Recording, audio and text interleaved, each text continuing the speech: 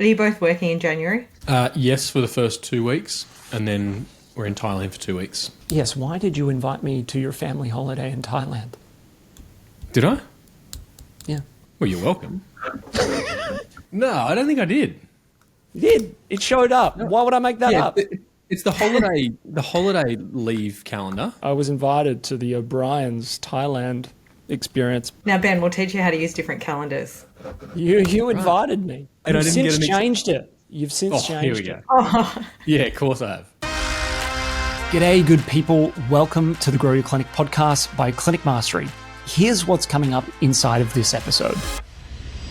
Is it normal to feel uncomfortable in good coaching? The objective should be to get the most by doing the least. To put in health professional terms, it's minimum effective dose. Clinic Mastery is the third coach in which I had, and I really felt that I outgrew the two before. Right, Clinic Mastery, we don't have lock-in contracts for that reason. Right, we don't want people working with us because they're forced to work with us. Sometimes there's an intangibility to transformation. It's not all ones and zeros on a profit and loss and a balance sheet. And so the outcome of coaching is who we become. A good coach speeds you up. A great coach slows you down. Yes. I plead the fifth to this question. This episode will be right up your alley if you're looking to grow your clinic in 2026. We're diving into getting a return on investment when working with a coach. And trust me, you want to hear Peter's key insight on how to de-risk your investment. Plus, stick around for when Hannah talks about stepping back from the day-to-day operations in her clinic. Before we dive in, today's episode is brought to you by AliClinics.com. If you're the kind of clinic owner who loves to feel organized and stay ahead of the chaos, you'll love Ali. Think of it as your digital clone. It's the single source of truth for all your clinic's policies, systems, and training. Test it for free at aliclinics.com. And in other news, applications are now open to work with us one-on-one at Clinic Mastery. If you want support to grow your clinic and bring your vision to life, just email hello@clinicmastery.com with the subject line podcast, and we'll line up a time to chat. All right, let's get into the episode. It's episode 330. I am again joined by Jack Oberon, Hannah Dunn, Director of DOTS and OT Service in Melbourne, and Peter Flynn, who's 1% better every day, touring the world, helping clinic owners, former physiotherapist and clinic owner at PhysioFit in Adelaide. My name is Ben Lynch. We're here to talk about what we do every day and how we can help clinic owners who currently work with a coach, how to get more out of them, hopefully. And we do have a lot of members who listen into the show, so we'll talk about that, how you can get more out of CM. But if you're not working with us, you're working with someone else, come over, but also how you can get more out of it. And if you've never worked with a coach, we'll reveal some things behind the scenes. How does it work? How can you get the most out of it? And give you some tips and tricks to build your support team so you can grow your clinic sustainably. But before we do, Jack O'Brien, plenty is happening on the news front. I'm going to give a welcome to just a few folks that have joined Ali, because we've launched the new integrations with Splows, Alexi, Nucal to build on the Clinico integration. Grant, Ellie, Claire, Hannah, Brad, Tom, Leah, and Shane were just a few at the top of my feed because it went live last week. Welcome. Thank you for testing out Ali, all the data and numbers in your clinic to support your team's performance and all the policies, procedures, and training so you systemize your clinic. JB, what's come across your desk? Yeah, similarly, there's been a flurry of clinic owners reaching out for help to grow their clinic, which is fantastic. So a really warm welcome to Isaac and Casey, who are up in the Brisbane Gold Coast area, Annalise, who's an occupational therapist, and Stacey, who is a podiatrist. They're at the top of my list. If you're thinking about like how does Clinic Mastery help me grow my clinic, then head over to our YouTube channel. We've got a bunch of case studies there and clinic owner stories that I think you'd really resonate with. If you're a listener to the podcast, you need to be a watcher on YouTube, particularly of those case studies. And if you want to get in touch to see if there's a good fit, you with us with you, you can send me an email, jack@clinicmastery.com. There is no AI in my inbox. It is just you and me, human to human, and we'll figure out what the right next step is for you, whatever that may be. jack@clinicmastery.com. Very nice. I thought we should start today with a little bit of a quick round, a lightning round. Now, remember last time we did this, I completely butchered it. I said we're going to do yes-no questions and they were open-ended. Well, hopefully I'm a little clearer today. I've got a couple of sections for you guys. So the first is yes-no questions. I just want rapid answers. You can't give me context, Peter Flynn. I know you love to explain yourself. Then we're going to do overrated, underrated, and then we're going to finish with a agree or disagree. I thought this would be a good way to get across kind of the spectrum of all things coaching, consulting, to get your quick take on things. So are you ready? We're going to go in this order. Hannah, Peter, Jack. That's Hannah, Peter, Jack. Is that all good? Peter, yeah, you want to ask out the questions?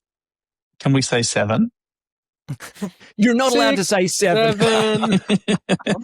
True or false? 7. True or false. For folks listening on, when we do typically a rating from like 0 to 10 and people give 7, it's such an on-the-fence number. It's either a 6 or it's an 8. So one of the things we say in here, you can't give 7.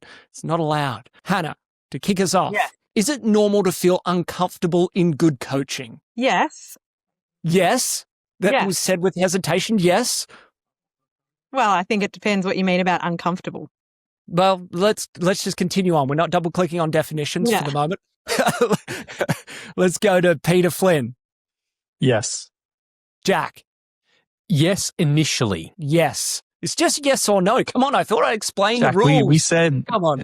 Come on. All right, you can make the rules and I'll... Next. All right, next. Should you share your full financials with your coach or consultant, Hannah? Yes, 100%. Yes. Peter. Jack.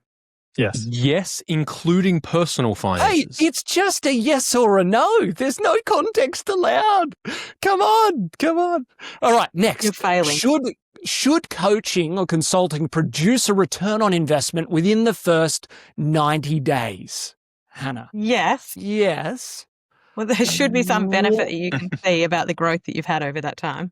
Yes. Yeah, well, look, and of course, we could define what is a return on investment. It might be a couple of hours here, a couple of $1,000 there, etc. And we could talk about, is it a full return, partial return? Anyway, yes, absolutely. Peter Flynn. Yes. Jack O'Brien. No. Oh. Okay, we will unpack that one later because we've got to keep going. Is accountability more important than advice? Yes, Okay, but we're I'm building really the conviction here. We're building the conviction. Peter Flynn. Well, you're comparing apples and oranges, mate. Yeah. It's like saying, No, would you prefer a lemon tart or Listen Ben and here. Jerry's tonight, dough? You can't be accountable without the advice necessarily. This is true. Come on, play the game here, guys. Advice. Advice. So he disagrees. Jack O'Brien. Accountability more important than advice. This is a wonderful question, Ben. You have scripted this. I'm really proud of you. And yes, accountability more important than advice. I knew Yes. you'd go for that. You're such an accountability fiend. You love it. You love it. Shoot it into me. All right. Next. Should a coach ever tell you not to grow? Hannah. Yes, if we're stabilizing. Good. There's more conviction happening here. This is good. Peter Flynn. Yes, absolutely. Jacobrin. Yes. Oh, I also agree. There are times when you should not grow. Mike, well, I'm going to caveat. That was a terrible question. That was a terrible question, Ben. Hold up. I'll make a bank and we'll come back to it. We're going to come back to it. All right. Should you ever graduate from coaching? The equivalent would be in healthcare being discharged from care, potentially. Maybe it's unfair parallel, but should you ever graduate from coaching, meaning you would go from I have a coach or consultant to not having a coach or consultant? No, leaders are learners. Ooh, like that distinction. Peter Flynn. I'm going to say yes, but there's context behind it. Yeah. Ooh. Jack. No. Pro athletes have more coaches, not less. Yes, I agree with you. No, should never graduate. What about one-on-one sessions with your coach or consultant as distinct from purely group-based sessions where there might be several people on a call but getting one-to-one access. Is that overrated or underrated, Hannah? Overrated in the context. Ooh, interesting. Cool. Peter Flynn. Underrated. King of one-on-ones. Jack O'Brien. One-to-one is overrated. Wow, that is very interesting. Wrestle with this one as well. I'm going to say it's underrated though. Oh. Good division here. Live events as part of a community, a membership that you might be part of, Hannah.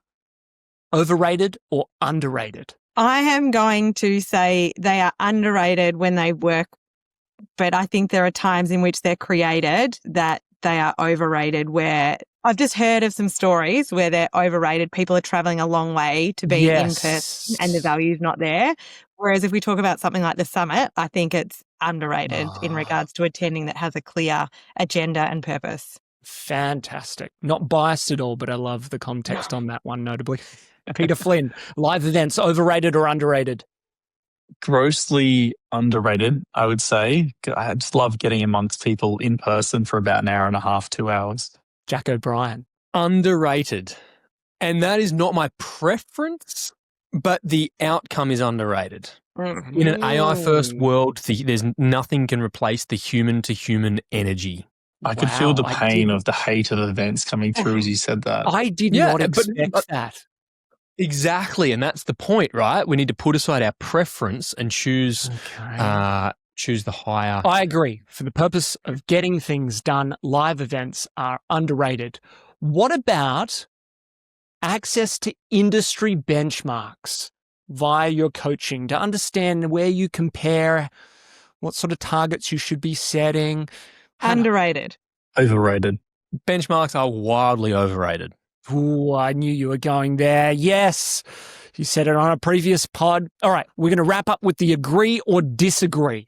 All right. So we're changing I agree or I disagree on these statements. Very similar. Hannah, most clinics need more execution, not ideas. Agree. Agree. Agree. Agreed. A good coach speeds you up. A great coach slows you down. I will go with agree. Yes. Yeah. Peter Flynn. I plead the fifth to this question. You've got to give an answer. Come on. This is like a colloquial saying, not a question.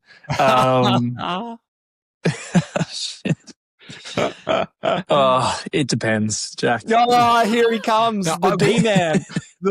It depends. All right, categorically disagree. You disagree. Okay. Yes. That coaches should slow you down. What about this? A coach is only as good as the client is at implementing.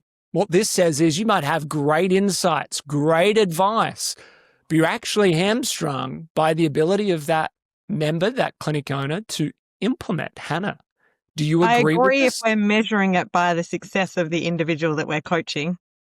Okay, nice. Peter? Agree.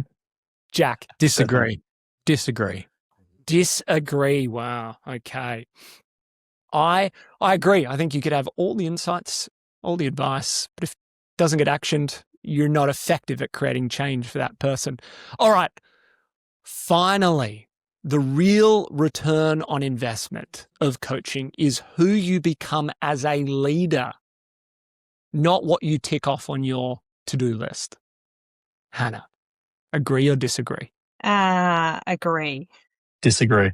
Hard agree. Hard agree. Tell us more. That wasn't just like, yeah, I agree. Yeah, like emphatically agree. Oh, well, explain more. Overwhelmingly agree.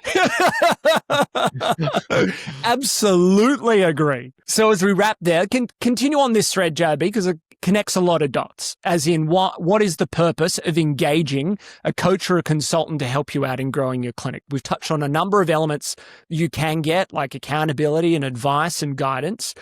But when it comes to some of the outcomes, that question specifically was that the real return on investment is who you become as a leader, as a business owner, not just the things that you tick off on your to-do list or project list. You emphatically agree, so tell us why. I think that there's a number of circumstances where we as health professionals can fall into our own fallacies, and particularly given our background and training in objective data and statistical significance and p-values less than 0.05 and all of these things, we forget that sometimes there's an intangibility to transformation. It's not all ones and zeros on a profit and loss and a balance sheet. And so the outcome of coaching is who we become. In fact, the outcome of life is who we become.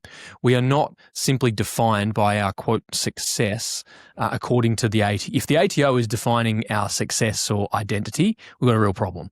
So I think what I've observed personally is that people rightly are entitled to and expect commercial growth, and they typically will come to coaching looking for some objective return on investment. But over time, the subjective return on investment far outweighs the objective. Well, Pete, you get to speak to a lot of clinic owners that are considering coaching, consulting, advice. What are some of the things that you hear them say as for the reason why they're seeking that sort of support? I think for me, the reason I won't disagree on that is because it's different at different stages in people's journey.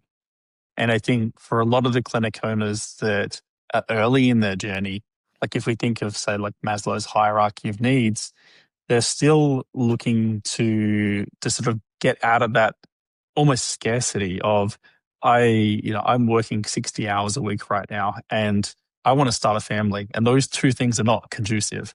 And financially, I'm stressed because I live in Sydney, so I need to save up a $4 million deposit for a $20 million unit, 30 minutes outside of Wollongong.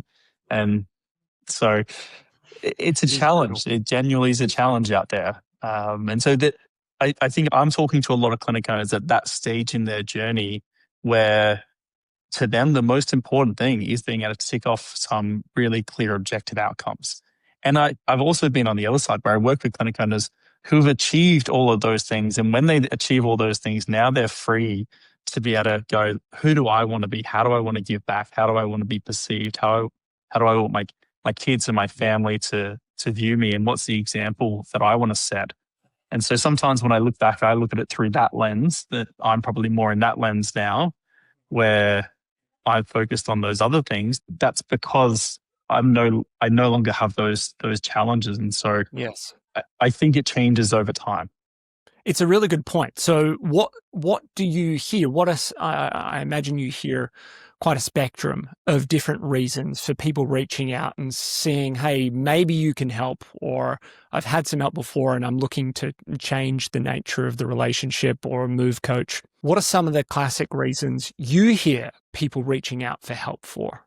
I think the overarching thing is I have a problem. I've tried to solve this problem and I haven't been able to solve it. I've been trying for X amount of time and something has to change now. And I'm at the point where either something changes or I know I can't continue the way that it's going forever. Now, the problems change, but that's the overarching reason as to when people typically reach out. Occasionally we get people reach out at really early stage when they're just experiencing a problem or just starting. But most people it's there. And for a lot of people, it's the classic, I'm doing 60 hours a week. I need to hire someone or I've hired someone. I can't get them busy. I can't train them. There's almost like an animosity towards the rest of the team who aren't busy and aren't working hard, but they're not taking the responsibility as the leader that they need to actually decrease the client time, start working with them, start training them, start taking ownership. There's plenty of people who come in going, I don't know my numbers and I have no confidence in the decisions that I'm making, or my business has actually grown way faster than I thought it was ever going to grow.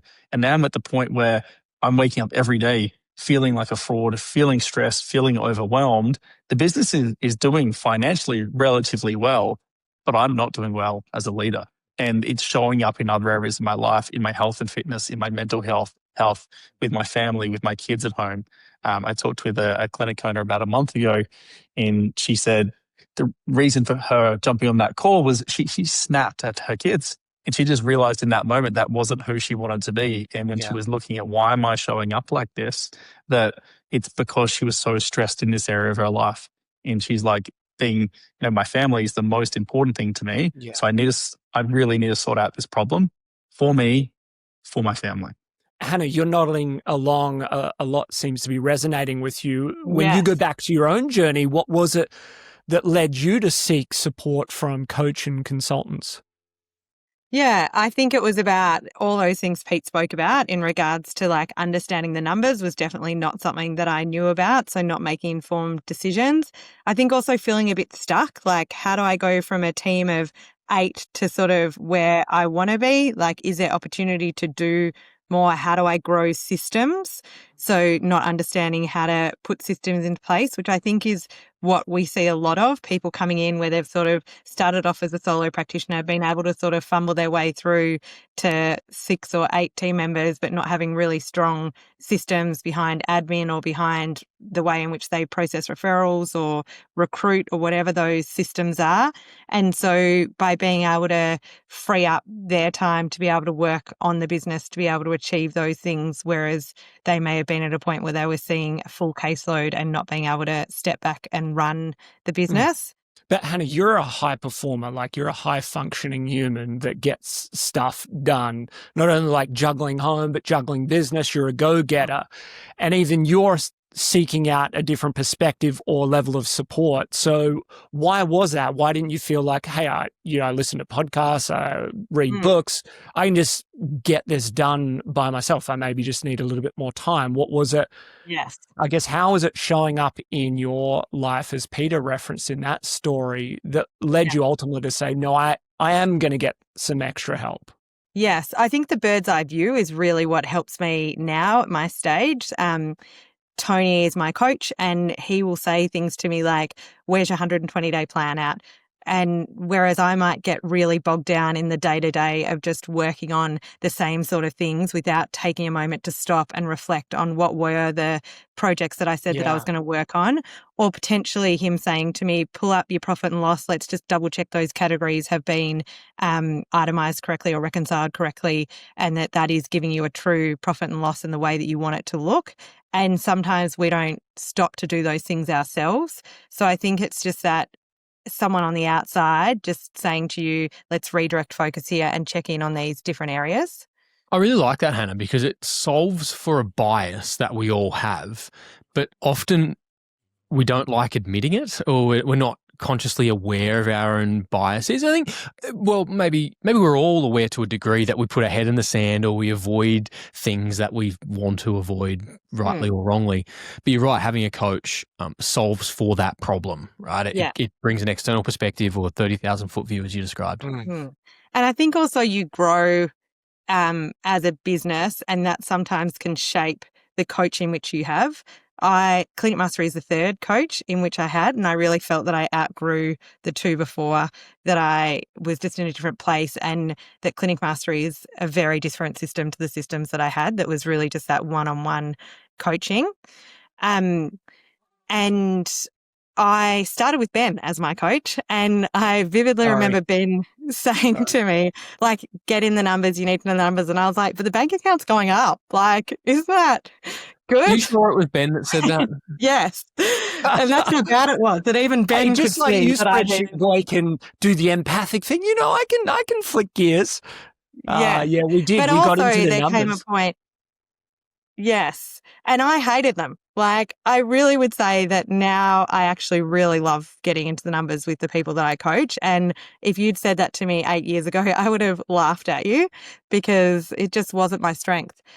But Ben also was going to hand my coaching over to another coach, Melinda Weber, and I was really anxious about that because I felt like Ben and I had had a lot of success in DOTS. And I think sometimes you need to trust the coach to say, you know what, I feel like I have supported you to where we can come to, and Mel is actually a really good fit for you, and just trust this process. And Mel couldn't have been a better coach for me. And Yes.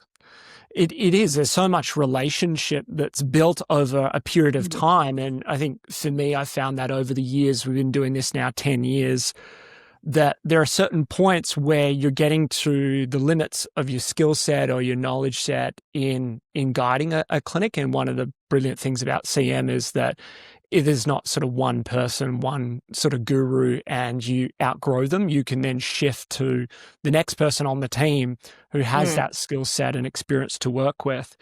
Pete, so many people, as you said, do come with that level of need for objective growth to see results. How do you like to think about the investment piece and the return piece?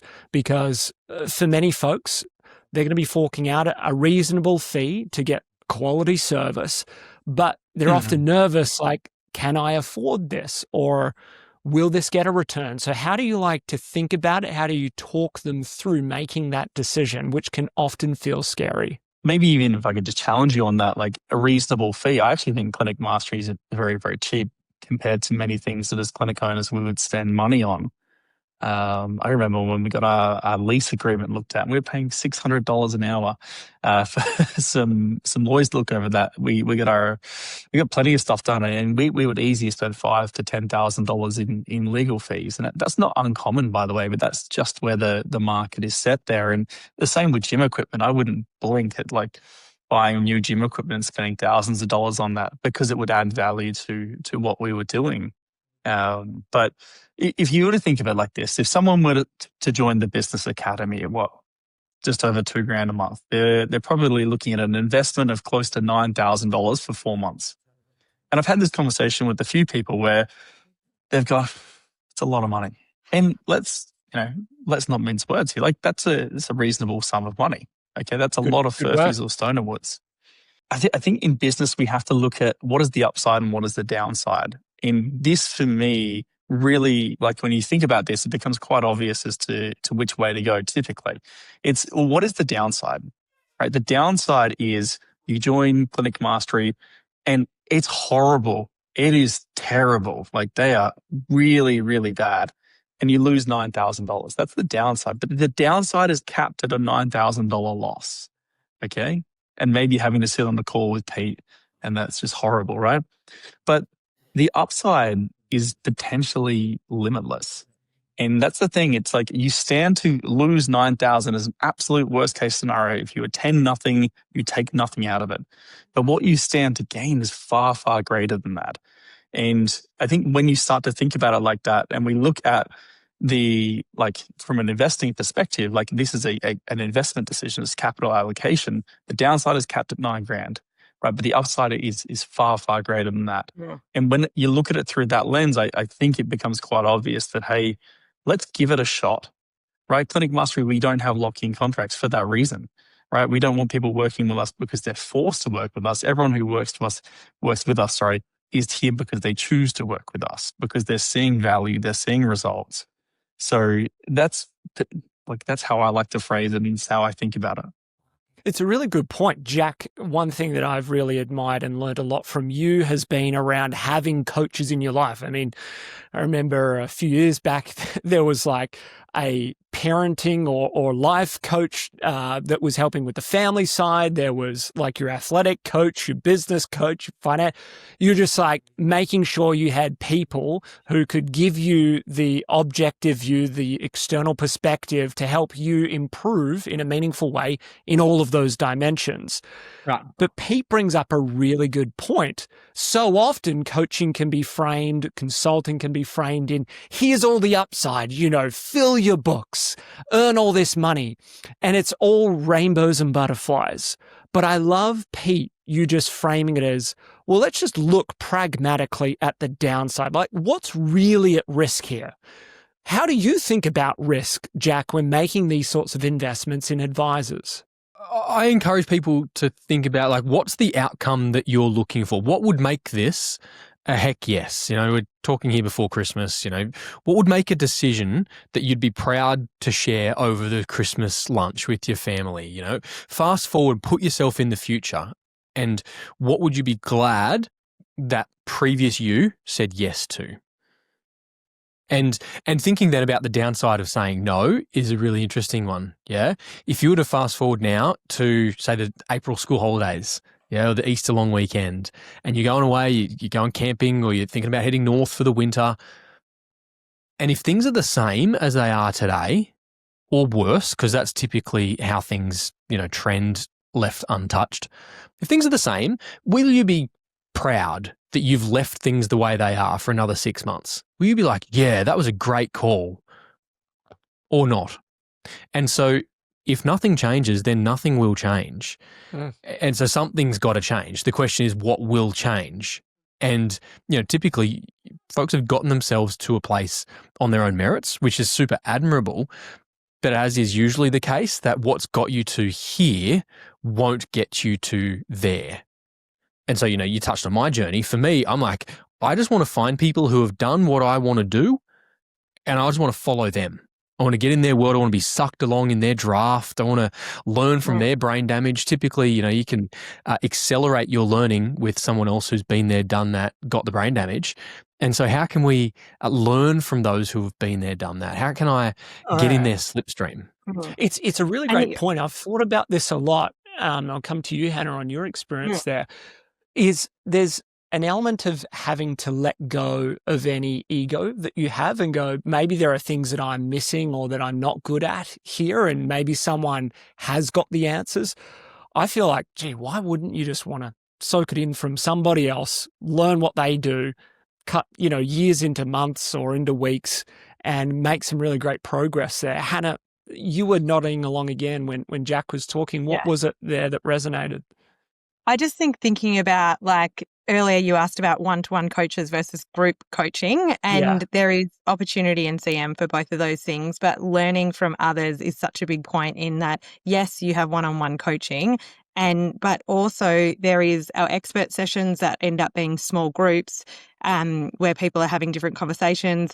There's posts that people are putting on Slack and questions that people are asking. So just like Jack said before about learning from others' mistakes and what we might avoid doing, just asking those questions and having a whole community of people who are where you want to be able to answer those questions is just invaluable. So I think what is really important, to Pete's point about looking at what is the value and where is the price, it's about comparing what do you get for that as well. Like, if you've got one-to-one coaching for an hour or a fortnight, like, is that really valuable at 2,000 if CM's 2,300, but you get access to the whole library of recorded videos, you get access to the whole community, and you can communicate with anyone else who is a CM member. You can ask those questions directly or publicly, as well as jumping into those expert sessions where people are leading the areas in which other coaches are leading different areas. So you don't just have access to that one-on-one coach. It's about that coach also supporting you to know where to go.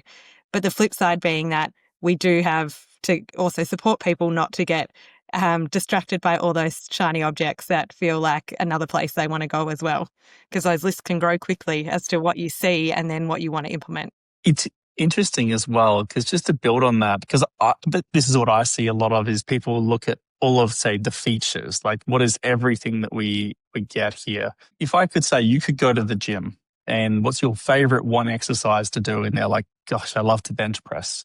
Right, this is my example. Like, I love to bench press in the squat rack too. And I said, well, what if you could just do that one thing for 20 minutes every second day? You would get all the results you ever wanted at the gym. Would you be happy that you don't touch anything else in there? They would be like, shit, yeah, like, absolutely. I don't have to do this step. I don't have to squat. I don't have to do those things. It's the same thing with consulting here. People will be in clinic. I've worked with clinic owners in Clinic Mastery who have added tens of thousands, if not 5 figures a month to their clinic, and they go, but I don't use this over here, and I don't use this over here. I haven't been to these sessions at all. But it's like, but do you care? When you come in, the idea is to get an outcome. The idea isn't to use everything all the time. If you went to every session in Clinic Mastery, you'd be spending 40 hours a week doing Clinic Mastery. I would say the objective should be to get the most by doing the least, rather than the other way around. And I think sometimes we get confused because we get so hooked up on all the different features and what I do use and what I don't use, rather than what do I actually want to achieve here? You're trying to make meaningful progress according to the client's goals. And if you can do that in a simple, sustainable fashion and relatively soon, then why not choose that path? We don't need to make it so complex. And the members that have been with us since the very beginning, literally we've got members who are in their 9th and 10th year, and they're like, there continues to be more and different insights that I get, new improvements on systems that, to that question around, can you ever graduate from coaching? I think so long as you've got an open mind, a growth mindset to always find ways to be better, to make a better experience for your clients, a better experience for your team, a more sustainable business, then there's always improvements to make. But to your point, Pete, there's no point trying to do it all at once. Just find something that you're working towards clearly and specifically. And that creates the progress and the return that makes it all worthwhile as well. Hannah, you were going to say something around that. Yeah, it's gone. No idea what I was going to say. That's all right. I think what you're describing, Pete, is, to put in health professional terms, it's minimum effective dose. If you're, to your point, Ben, of therapy, if you're a physio and you could give someone 17 exercises or 4 exercises, Yes. and they were to achieve the same physical outcome, you have a duty of care to give them the 4, not the 17. And the same is true when it comes to your coach. And I'll often say to members or clinic owners that are considering clinic mastery, I'll say, look, I really enjoy your company, but would you rather spend 6 or 8 hours a week with me, or would you rather spend 30 minutes with me and 6 or 8 hours with your children? And I hope they would say their children. I don't know. I'm going to ask if they pick you, Jack. There's been a few who've not said that. Right. And so the point is, what is the outcome to your point there, Pete? Of like, it's not about the features that I get; it's about the benefits or the outcomes using as few features as minimally required. Well, would you add to this list? Let me propose a couple of things that we often reflect on. There's the time element. Pete, you mentioned it, working 60 hours a week, let's say consulting. You're able to objectively measure, in 3 months or 12 months, whenever it is, I'm now doing 40 hours or 20 hours, whatever the case may be. Or you're not working late nights or weekends. Okay, so objectively, I could look at the time of my week. The next is finances. I think the first domino is going to be looking at revenue, but then we might be able to look at the bottom line and find that you're earning more as the owner. The next one is the emotional side of things, a little bit more subjective, and I don't know if you spreadsheet guys can lean into this or not, the emotional side, that is. But, is like decreasing stress. Or I remember, Pete, on your story there around presence with the kids. I remember this one clinic owner that we're working with said that when I'm around the kids, I'm just not present.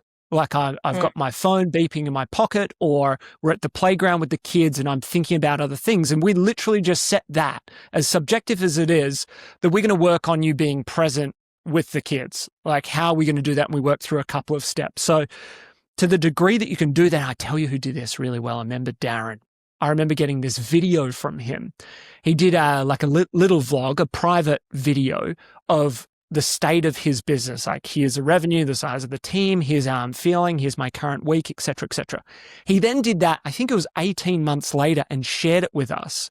Just this was a private video. And for him to be able to see the contrast in his growth and development across a number of different dimensions was really meaningful. So add the emotional element into there, that it might be less stress or more joy, more fulfillment that you're finding.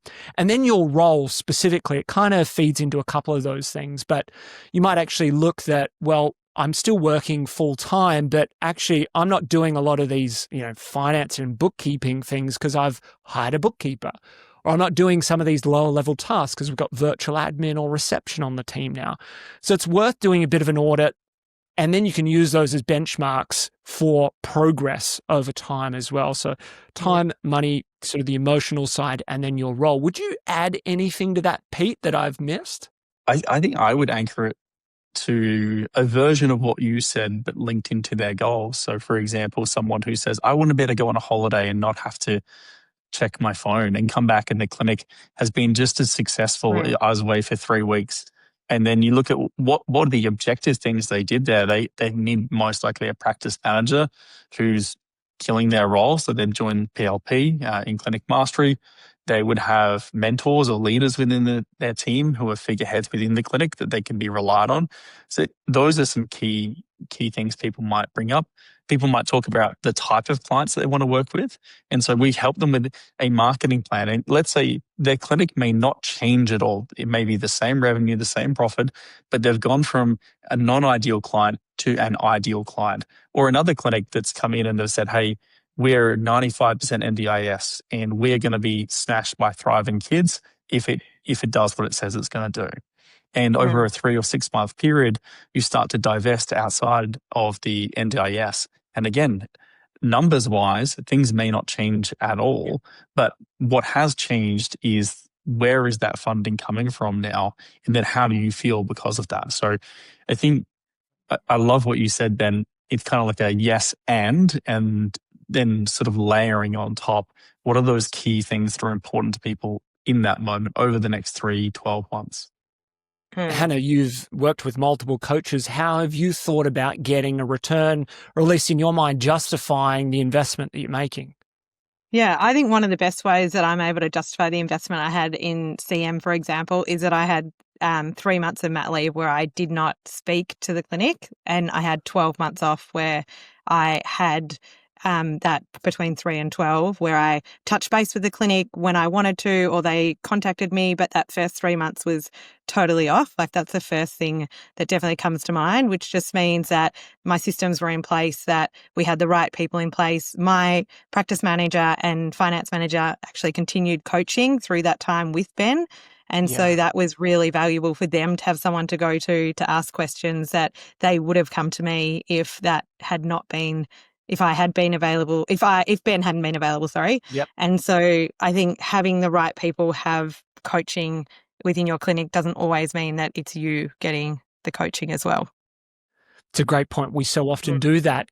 Pete, to your point, if the clinic owner's taking a holiday overseas and they don't want to open Slack or their email, we'll say, who's a leader that could step into this position, even if they're like, oh, I'm not sure if they'd really want to, or if they're up for it just yet. It's like, we can help them. And how many people have we worked with that are senior, they're progressing maybe to a senior level in the clinic, and they step in the shoes of the clinic owner, that they feel a sense of significance, of opportunity to develop in their role and hear it from a different perspective. So it's a wonderful opportunity for those members that are listening in, where you do have team members. One, get them into those other programs, but two, consider having them as part of your coaching, because it can just help release you massively. Jacobin? Yeah, I'd say the bigger picture, or to add to your list, Ben, would be impact. And so that might be you want to create pathways for team members. It might be that you want to create impact on your profession and, stop the flow of these young professionals becoming jaded with their careers. It might be that you want to be able to, give financially and fund causes that really are meaningful for you. It might be the impact that time off has on your children, and you're changing, these generational behavior patterns in your family line, and so that freedom that it creates has impact. I think we want to help more people in our communities and have multiple locations or clinic sites, or whatever the case may be. I'd imagine there's a lot of clinic owners that listen along here that are, as Shane Davis says, we all get into this game because of our own version of wanting to help people. What I find really heartbreaking is how many clinic owners have put that dream on the back burner and almost subconsciously put it aside. Because that's a fairy tale. That's in some other dreamland. It's like, no, it is actually possible. You can't see it now, but we can see it for you, and we can work towards it with you, that you can have the impact that you once dreamed about, but perhaps have put aside.